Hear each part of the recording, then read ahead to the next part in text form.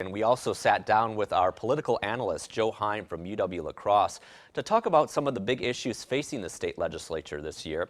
Here's News 8's Brittany Schmidt.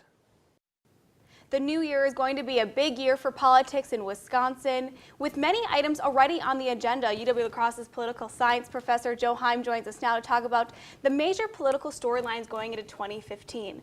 And one of the major topics that we talked about and were mentioned this year was the right to work bill. Can you tell us a little bit about that and what it looks like in the future? Right to work bill is a bill which would say that if a company did not want to have a union or basically did not agree to a union, could not force people to join a union. Even if the company had a union, you didn't have to join it.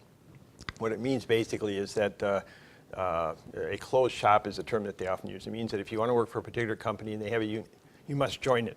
Okay, this would change that and basically say it has to be voluntary. Okay, and jumping right into the state budget is going to be one of those dominating topics. What can we expect with that?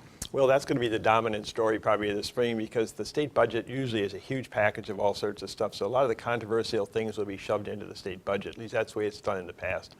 The state budget usually includes education, transportation, almost everything to fund the state of Wisconsin government. And it's always very controversial because of that. All right, and how do you think the legislator is going to deal with the proposed $2.2 billion deficit going into the year? That's a $64 million question, or maybe billion-dollar question. Got to get the right dollars here. They basically are going to be cutting some of the proposals. Much of the 2.2 is proposals that various agencies are asking for, and they aren't necessarily going to get it. So I think the legislature is going to do a fair amount of trimming, basically.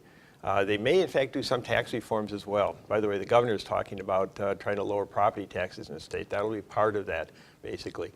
But essentially, that is a big issue, how they're going to deal with that. Do not anticipate they will raise taxes to help fund that. That's a clear thing. Republicans in general, and particularly the governor, are talking about tax cuts, not tax increases.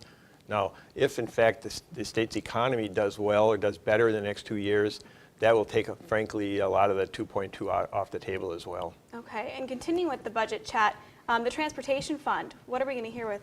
Well, the head of the transportation, of the Department of Transportation, requested roughly $700 million more for this coming biennium, and suggested some increases in fees, increases in gas tax, possibly indexing the tax system. That is controversial when you have a Republican legislature and Republican governor. They don't like to raise taxes and fees. So they've got to figure out how to fund transportation needs in the state of Wisconsin adequately because, frankly, that's an area that's been lagging. They promised not to take money from the general fund to fund it, and they've got to come up with some new way of funding transportation as a result.